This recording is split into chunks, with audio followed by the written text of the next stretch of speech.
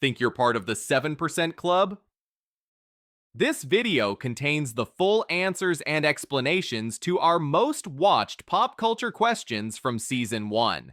If you want to test yourself first, the short version with no answers is linked below. Let's see how many you actually get right. Number 12. Only 6% of people get this right. Which show featured the character Michael Scott? Is it A, Parks and Recreation, B, Brooklyn Nine-Nine, C, The Office, or D, Arrested Development? Comment your answer below. It's not Brooklyn Nine-Nine. Even though it's a workplace comedy with a strong ensemble cast, Michael Scott isn't part of that universe. That show centers on detectives in a police precinct, not an office setting. It's not Arrested Development. This series is known for its dysfunctional family and rapid-fire humor, but Michael Scott doesn't appear here. The characters and setting are completely different from a traditional workplace sitcom. Think you're 7% club material? Subscribe and prove it tomorrow. And it's not Parks and Recreation. This one tricks a lot of people because it feels similar in tone. But while both shows are mockumentary-style comedies, Parks and Recreation focuses on local government, not a paper company. The correct answer is The Office. Michael Scott is the regional manager of Dunder Mifflin in The Office, played by Steve Carell. His awkward leadership style, misguided confidence, and unforgettable quotes helped make the show one of the most influential sitcoms of all time. Missed this one? Catch today's question. Links pinned in the comments. Number 11. Only 1% of people get this right. What was the first music video ever played on MTV? Is it A, Take On Me, B, Thriller, C, Hungry Like the Wolf, or D, Video Killed the Radio Star? Comment your answer below. It's not Thriller, that's Michael Jackson's groundbreaking 1983 masterpiece that redefined what music videos could be. While it became MTV's most iconic video later on, it wasn't the first to air. It's not Take On Me. a-ha's 1985 hit is famous for its rotoscope-style animation blending live action and sketches, making it one of the most creative videos ever made. But it came several years after MTV launched. Think you're 7% club material? Subscribe and prove it tomorrow. And it's not Hungry Like the Wolf. Duran Duran's Jungle Adventure music video helped cement MTV's visual identity in the early 80s, but it didn't kick things off. It built on the momentum the first video started. The correct answer is Video Killed the Radio Star by the Buggles. When MTV went live on August 1st, 1981, the network's very first words were, "Ladies and gentlemen, rock and roll." Then this song played, symbolically ushering in the era where visuals became as important as sound. The irony, the song's title perfectly predicted MTV's influence. It really did change the music world forever. Missed this one? Catch today's question. Links pinned in the comments. Number 10. Only 1% of people get this right. Which US TV sitcom was the first to feature a married couple sharing a bed? Is it A, I Love Lucy, B, The Honeymooners, C, Mary Kay and Johnny, or D, Bewitched? Comment your answer below. It's not I Love Lucy. Even though Lucy and Ricky were one of the most famous TV couples ever, network rules at the time wouldn't allow them to share a bed on screen. That's why they were almost always shown sleeping in separate twin beds, even though they were married in real life. It's not The Honeymooners. Ralph and Alice Cramden were another iconic married couple, but they followed the same television standards of the era. Their bedroom scenes also used separate beds, keeping in line with strict broadcast rules of the 1950s. Think you're 7% club material? Subscribe and prove it tomorrow. And it's not Bewitched. While Samantha and Darren eventually pushed boundaries in sitcoms, Bewitched didn't break this rule first. By the time it aired in the 1960s, television standards had already started to loosen. The correct answer is Mary Kay and Johnny. Premiering in 1947, Mary Kay and Johnny became the first television show to depict a married couple sharing the same bed. The show was based on the real-life marriage of its stars, and because it aired before strict network censorship rules were enforced, it quietly made TV history, decades before most audiences ever realized it. Missed this one? Catch today's question. Links pinned in the comments. Number 9. Only 6% of people get this right. What is the name of Harry Potter's pet owl? Is it A. Errol, B. Hedwig, C. Crookshanks, or D. Scabbers? Comment your answer below. It's not Errol. That clumsy, elderly owl actually belongs to the Weasley family. Errol is famous for crashing into windows, furniture, and just about anything that stands between him and a delivery. Reliable? Not exactly. It's not Crookshanks. That's Hermione Granger's clever half-Kneasel cat. With his flat face and uncanny ability to sense trouble, Crookshanks was the one who didn't trust Scabbers long before anyone knew why. Think you're 7% club material? Subscribe and prove it tomorrow.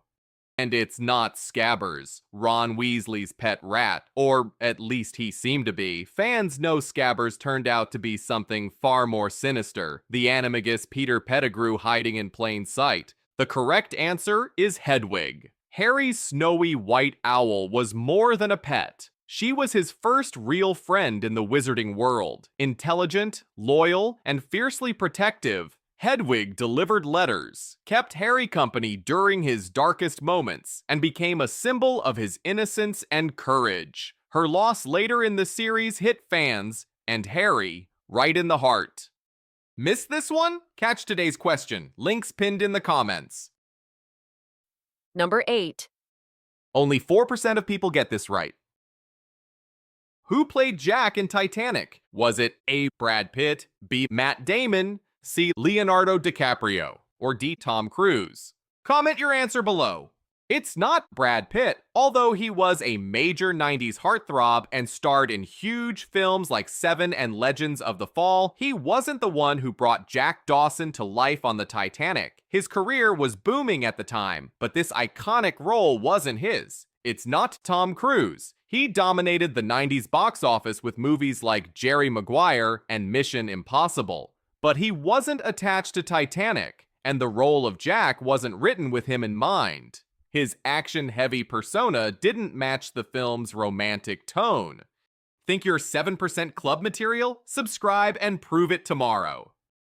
And it's not Matt Damon. He was just breaking into stardom around that time with Good Will Hunting. While Damon became one of Hollywood's biggest names, Titanic wasn't part of his early career. The correct answer is Leonardo DiCaprio. His portrayal of Jack Dawson turned him into a global superstar and helped Titanic become one of the highest-grossing movies ever made. His chemistry with Kate Winslet, the charisma of the character, and the film's emotional impact made this one of the most memorable roles of the 90s, and cemented DiCaprio as a Hollywood legend. Missed this one? Catch today's question. Links pinned in the comments. Number 7. Only 2% of people get this right. Which show launched the career of the Jonas Brothers? Is it A. Hannah Montana, B. Camp Rock, C. Jonas L.A., or D. The Sweet Life? Comment your answer below. It's not The Sweet Life. While the brothers did appear on Disney Channel around this era, The Sweet Life wasn't connected to their big break. They weren't featured in major episodes, and the show had no role in launching their music or acting career. It's not Jonas L.A. This was actually created after the Jonas Brothers were already famous. The show existed because of their popularity, not the other way around. By the time this series came out, the trio had already become teen superstars. Think you're 7% club material? Subscribe and prove it tomorrow. And it's not Hannah Montana. Yes, they guest starred alongside Miley Cyrus, and it gave them a boost in visibility. But the Jonas Brothers were already gaining traction before that appearance, and this wasn't the project that officially launched them. The correct answer is Camp Rock. The Disney Channel movie Camp Rock premiered in 2008 and became the true breakout moment for the Jonas Brothers. Their roles in the film, alongside Demi Lovato, introduced them to a massive global audience, shot their music career forward, and cemented their status as Disney icons. Missed this one? Catch today's question. Links pinned in the comments. Number 6. Only 3% of people get this right. Which TV series had a coffee shop called Central Perk? Was it A, The Office, B, Seinfeld, C, Friends, or D, How I Met Your Mother? Comment your answer below. It's not The Office. The characters spend most of their time at Dunder Mifflin or Chili's, not in a dedicated coffee shop. The show's humor comes from awkward workplace moments, not cozy cafe hangouts. So this one isn't the right answer. It's not Seinfeld. The gang usually meets at Monk's Cafe, a classic New York diner, not a coffee shop with a quirky name. They're always sitting in the booth debating life's small details. But Central Perk isn't part of their world. Think you're 7% club material? Subscribe and prove it tomorrow. And it's not How I Met Your Mother. That group spends most of their time at McLaren's Pub, not a coffee shop. It's where their major plot lines unfold, from breakups to legendary stories, but Central Perk never appears in the show. The correct answer is Friends. Central Perk is the iconic coffee shop where Rachel worked, the gang hung out, and countless episodes took place. With its orange couch, indie musicians, and constant caffeine, it became one of the most recognizable TV locations ever, practically a seventh cast member. Missed this one? Catch today's question. Links pinned in the comments. Number 5. Only 7% of people get this right. Which movie features the quote, "I'll be back"? Is it A, RoboCop, B, Terminator, C, Predator, or D, Die Hard? Comment your answer below. It's not Die Hard. Even though it's packed with unforgettable one-liners and action moments, that famous quote doesn't come from John McClane. Die Hard gave us yippee-ki-yay, but not this one. It's not RoboCop. The character is robotic and known for cold, blunt dialogue, which makes this a tempting guess. But RoboCop has its own set of iconic lines, and "I'll be back" isn't one of them. Think you're 7% club material? Subscribe and prove it tomorrow. And it's not Predator, another Arnold Schwarzenegger action classic, which is why a lot of people second-guess themselves here. Predator is loaded with memorable quotes, but this line doesn't come from that jungle showdown. The correct answer is The Terminator. Arnold Schwarzenegger first delivered "I'll be back" in 1984's The Terminator, a line that became one of the most famous quotes in movie history. It was improvised to sound more robotic, and it perfectly captured the cold, unstoppable nature of the character. Decades later, it's still instantly recognizable. Missed this one? Catch today's question. Links pinned in the comments. Number 4. Only 3% of people get this right. Which singer is known as the Queen of Pop? Is it A, Madonna, B, Beyonce, C, Lady Gaga, or D, Britney Spears? Comment your answer below. It's not Britney Spears, dubbed the Princess of Pop. She ruled the late 90s and early 2000s charts, but came after the pioneer who defined the genre. It's not Beyonce. She's often called the Queen Bey and dominates the R&B and contemporary pop world, but her reign began long after the original Queen of Pop. And it's not Lady Gaga. She's the mother monster and known for her theatrical performances, but she's more of a pop innovator inspired by our real answer. The correct answer is Madonna. With over 300 million records sold and a career spanning 4 decades, she's earned her crown as the Queen of Pop, forever changing the sound, style, and power of pop music. Number 3. Only 7% of people get this right. Which superhero is known as the Dark Knight? Is it A, Superman, B, Iron Man, C, Batman, or D, Spider-Man? Comment your answer below. It's not Spider-Man. Peter Parker's nickname is the friendly neighborhood Spider-Man, known for humor and heart. He swings through New York City, not Gotham, and his biggest fear is being late for class, not fighting corrupt billionaires. It's not Iron Man. That's Tony Stark, the billionaire inventor powered by sarcasm and a high-tech suit. While both heroes rely on brains and gadgets instead of superpowers, Iron Man's world is glitz and tech, not dark alleys and crime fighting in the shadows. Think you're 7% club material? Subscribe and prove it tomorrow. And it's not Superman. He's the Man of Steel, a symbol of hope and light. Where Batman rules the night, Superman soars under the sun. The two are opposites in nearly every way, yet they often fight for the same cause. The correct answer is Batman. Known as the Dark Knight, Batman patrols Gotham City using fear as his weapon.